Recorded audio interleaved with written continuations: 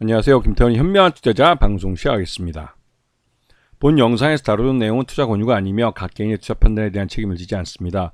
별도 SNS 채널 가입을 유도하거나 투자 권유 및 유료 리딩 서비스를 홍보하는 불법 사칭 계정에 유의하시기 바랍니다.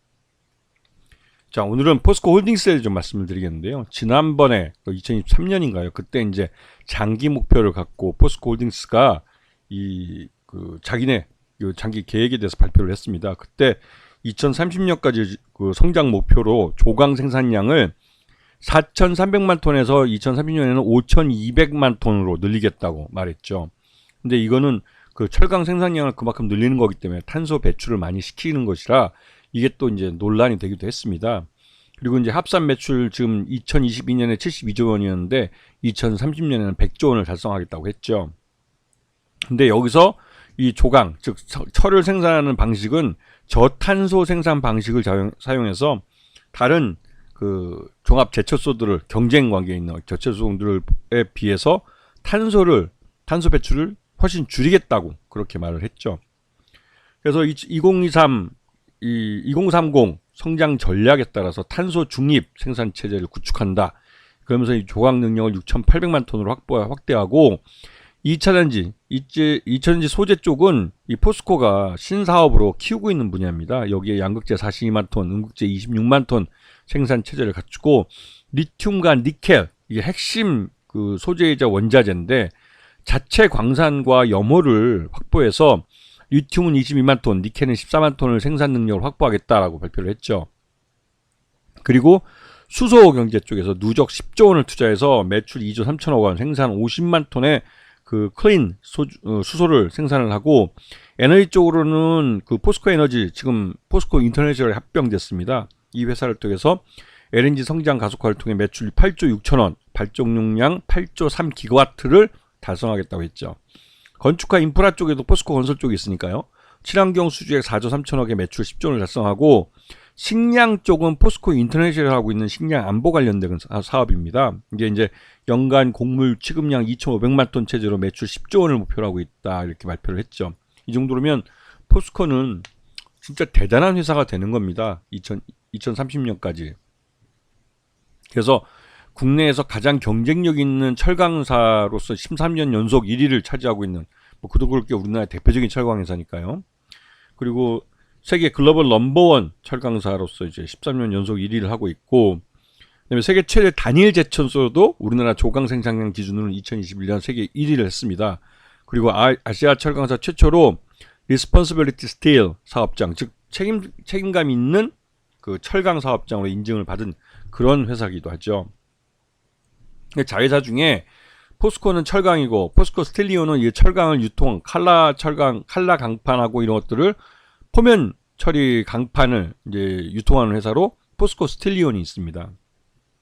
그리고 그 2차전지 이쪽은 포스코 그룹의 2차전지 사업 영역이 광물 자원, 염호에서 이제 리튬이나 이런 것들을 뽑아내서 실제로 이제 리튬을 만들어내고, 또 이 배터리용 리튬을 만들어내고, 고순도 니켈도 만들어내고, 흑연도 만들어서 이걸 갖고 소재 쪽, 2차전지 소재 쪽, 전구체나 양극재, 그다음에 흑연 음극재까지 만들어내는 그런 업체죠. 그렇게 해서 이제 배터리 셀 업체에 납품을 하는 겁니다. 그리고 포스코 그룹의 전체적으로 이쪽 신규 사업 쪽 하는 포스코 아르헨티나나 포스코 필바라 리튬 솔루션, 이게 이제 리튬을 만드는 회사죠.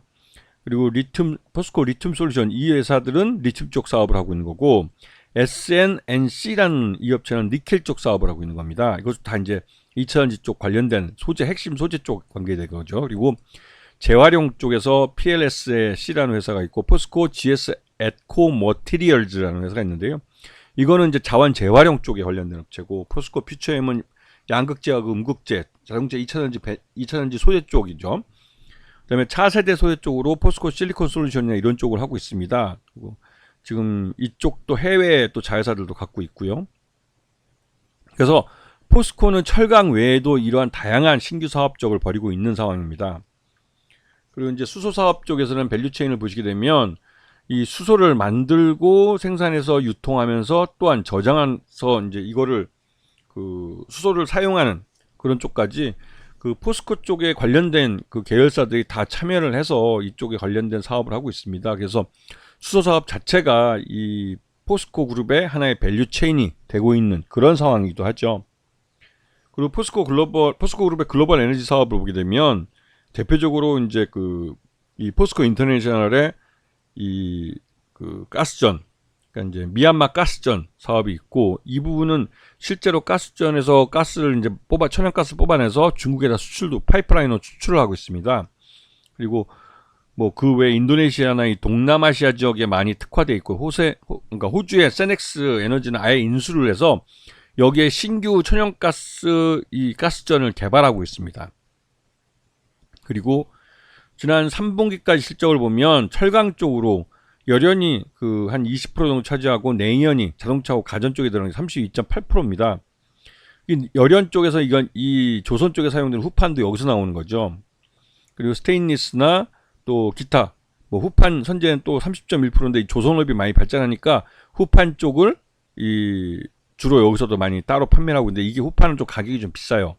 중국산에 비해서는 좀 비싸기 때문에 우리나라 국내 조선사들이 이 포스코 후판을 먼저 질이 좋기 때문에 사용하긴 하지만, 그래도 가격을 낮춰달라고 매 분기마다 이제 협상을 하죠. 그래서 우리나라는 6개월 단위로 이제 이 철강사와 이 조선사들이 후판 가격을 협상을 해서, 그걸 이제 서로가 이제 오케이 하면 그 가격에 이제 6개월 동안 납품을 하는 그런 구조로 가고 있습니다. 그리고 지금 보시게 되면 후판 이외에도 이렇게 매출하는 부분들이 많이 있습니다. 지금 포스코 같은 경우는 포스코홀딩스 안에 다양한 계열사들이 있기 때문에 전체적으로 사업 범위가 스펙트럼이 굉장히 넓은 그런 상태이기도 하죠. 그래서 연결 포괄손익계산서를 보면 전년보다 조금 매출액은 좀 줄어든 상태고, 2분기 때 영업이익도 작년에 3분의 2 정도밖에 안 됐습니다. 그리고 이번에 분기 실적으로는 작년보다 한 4분의 3 정도? 그 정도밖에 못했죠. 그래서 실적은 별로 안 좋아진 상태입니다. 그리고 최대주주는 국민연금이 지금 7.21%로 그 최대주주, 단일 최대주주이죠. 그래서 우리나라는 이제 포스코는 민영화됐다고 말은 하지만, 그 포스코의 최대주주를 우리 국민연금 쪽에서 영향력을 행사하기 때문에 정부가 임명한다고 해도 과언이 아닌 그런 회사이기도 합니다.